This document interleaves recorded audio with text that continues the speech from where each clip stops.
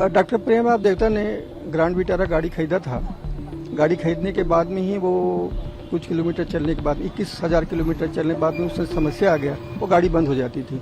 उसके इंजन में ऐसा जो इंडिकेशन रहता है डैशबोर्ड में, उसमें आता था कि इंजन में प्रॉब्लम है। तो उसके लिए उन्होंने कंपनी को दिखाया, लेकिन वो ठीक हुआ नहीं।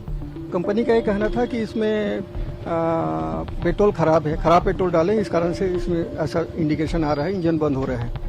तो कंपनी के द्वारा ही उसको दूसरा पेट्रोल डाल करके दिए, लेकिन 60 किलोमीटर के बाद में फिर बंद हो गया। फिर उसके बाद ले गए और उसके बाद में फिर ये समस्या है, तो फिर दूसरा पेट्रोल डाले, उसके बाद फिर बंद हो गया। तो हमने न्यायालय समक्ष इस सब भी बात को रखे थे कि ये गाड़ी में समस्या आ रही है, और तो सब दस्तावेज, उनके डॉक्यूमेंट, हमारे डॉक्यूमेंट, हमने गाड़ी को वहाँ से सर्विसिंग के लिए जमा किए, फिर वापस लिए सभी दस्तावेज। और उस बीच में कंपनी को हमने लेटर लिखा था, पेट्रोल पंप को लेटर ले, सभी दस्तावेज हमने न्यायालय समक्ष रखा था। तो कोर्ट का ऐसा पूरा सभी दस्तावेजों को देखने के बाद में उन्होंने बोला कि कुछ फॉल्ट है इसमें, और इनके सेवा में व्यापार में निम्नता की है, सही व्यापार नहीं हुआ है। तो उन्होंने गाड़ी को दूसरा नया गाड़ी देने के लिए आदेश किए हैं, और गाड़ी नहीं देते हैं तो 20 लाख समथिंग और कुछ रुपए हैं उनको देने के लिए आदेश किए हैं। और उसमें 1 लाख क्षतिपूर्ति के रूप में था, और वो न्यायालय के जो शुल्क है वो, और अगर नहीं दे पाते हैं 45 दिन के अंदर में तो उसमें 7% ब्याज के लिए उन्होंने आदेश किया है। ये इतनी बात है उसमें। ब्लेंडिंग से रिलेटेड कुछ फॉल्ट था, ऐसी बातें आई हैं, गाड़ी कंपैटिबल नहीं थी, जो ब्लेंडिंग है उसको नहीं, हम तो देखिए, हम एक्सपर्ट नहीं हैं, हम लीगल बात को करें। यदि हमारी गाड़ी खराब हो जाती है, अगर वो बनने लायक है तो बना दीजिए। हमने सर्विसिंग सेंटर में इसलिए दिया था, लेकिन वो बनने लायक नहीं था। बार बार सर्विसिंग करने के बाद में भी वो चालू नहीं हुआ। उनके अपोजिट के एडवोकेट ने ये बोला था कि उसमें पानी के कुछ पर्टिकुलर्स आ गए हैं। तो हमने ये बोला था पानी आ गए हैं तो साफ करने का और ठीक करने की जिम्मेदारी भी आपकी है, क्योंकि गाड़ी वारंटी पीरियड में है।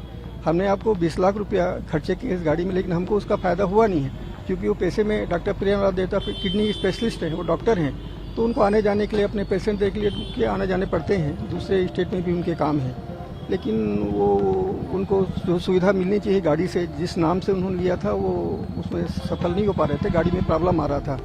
तो अब इनकी कंपनी के उसको देखना है कि कितने % इथेनॉल में चलना है, कितने % इथेनॉल में गाड़ी नहीं चलना है। और हम तो गाड़ी खरीदे हैं, हमको उस चीज़ की जानकारी नहीं है। हम तो ये चाहते हैं कि हम पेट्रोल डालें, गाड़ी चले, बस इतना ही हमारा था। लेकिन गाड़ी में समस्या है तो फिर बाद में खुलती आई कि गाड़ी जो गवर्नमेंट ने बना रहे वो 10% इथेनॉल का बना रहे, बाद में 20% के लिए वो उपयुक्त है कि नहीं है, ये सब बातें हैं। लेकिन हम कुल मिलाकर के ये बोलेंगे, गाड़ी हमारी बंद हो गई पेट्रोल डालने के बाद में, तो जो प्रॉब्लम है वो इंजन का प्रॉब्लम है या गाड़ी का प्रॉब्लम है, उसको बना के उनको देना चाहिए। अब कोर्ट ने तो अब निर्णय ले लिया है, नई गाड़ी रिप्लेस के लिए आदेश कर दिए हैं। सर, पूरे केस के दौरान क्या चीजें सामने है कि गाड़ी कंपैटिबल थी कि बातें आ रही कि पुरानी थी? नहीं, माननीय न्यायालय के द्वारा भी जो दस्तावेज पेश किए उसमें भी ये बात की फाइंडिंग है कि 17 महीने पुरानी गाड़ी है वो। हमने 3/6/2024 को गाड़ी लिए थे, वो 2023 की गाड़ी है वो, ये आया है फाइंडिंग उसमें। तो नया गाड़ी देना चाहिए उसको, और वो अभी जो पेट्रोल में जितना इथेनॉल लगा हो, जो मिक्स होता है, उसमें चलने लायक गाड़ी होना चाहिए, बस इतना ही था उसमें। वो कंपैटिबल नहीं? हाँ जी। सर, ये लैंडमार्क डिसीजन साबित हो सकता है, देश भर में पहला ऐसा केस देखने आया है रायपुर में, तो कैसा देखते हैं सर? कोई सजेशन अगर? अब देखिए, जो व्यक्ति गाड़ी लेता है अपने उपयोग के लिए लेता है, क्योंकि नेक्सा है, मारुति है, काफ़ी इंडिया में काफ़ी फेमस गाड़ियां हैं, इसमें कोई भी शिकायत कंज्यूमर को नहीं मिलना चाहिए। अगर कोई समस्या है तो, या आ सकता है तो उसको इंडिकेट करना चाहिए कि ये फला समस्या गाड़ी में है। और हम तो पैसा दिए हैं, तो हमारे पक्षकार ने पैसा दिया है तो अच्छा गाड़ी लेना चाहता है वो। बाकी जो समस्या हैं उसको कंपनी को सॉल्व करना चाहिए। होते हैं कई बार ऐसे आते हैं कि कंपनी ने पूरी गाड़ी को वापस ले लेता है, अगर उसमें है तो उसको वापस लेकर दूसरी गाड़ी देना चाहिए। आज न्यायालय ने भी गाड़ी को रिप्लेस करने के लिए आदेश दिया है। तो अगर इथेनॉल का समस्या है, क्योंकि उसको एक्सपर्ट जो उनके एडवोकेट, उनका कहना है कि 6-7% इथेनॉल इससे मिलता है तब चलने लायक रहता है, ऐसा उन्होंने बोला है। तो ये सब चीज़ें एक बड़ा इशू है, टेक्निकल इशू भी है कि गाड़ी जो मैन्युफैक्चरिंग करता है उसको सभी चीज़ को ध्यान रखना चाहिए। और हिंदुस्तान में काफ़ी फेमस गाड़ियाँ हैं वो, मैं भी मारुति का उपयोग करता हूँ, तो ऐसा समस्या नहीं आना चाहिए। सर कोर्ट ने जजमेंट के दौरान क्या ऑब्जर्वेशन दिया सर? नहीं, उन्होंने तो पाया है कि एक तो ये है कि पुरानी गाड़ी इन्होंने बेचा, 2023 का मॉडल है, 2024 में बेचा, उनको नहीं बेचना चाहिए।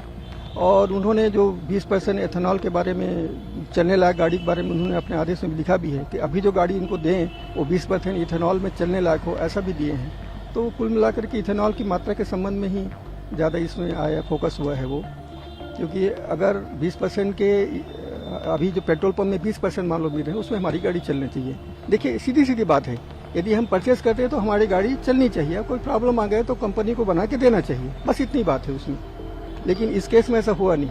वो अपने जो समस्या को टालते भी रहे, डीप में ना जा करके। अगर जब उनको मालूम था कि इथेनॉल का प्रॉब्लम है तो दूसरी गाड़ी रिप्लेस कर सकते हैं, बना के भी दे सकते हैं उसको, अगर बनने लायक है तो। बस इतनी ही। प्रभातखबर.com, विश्वास वही, रफ्तार नहीं।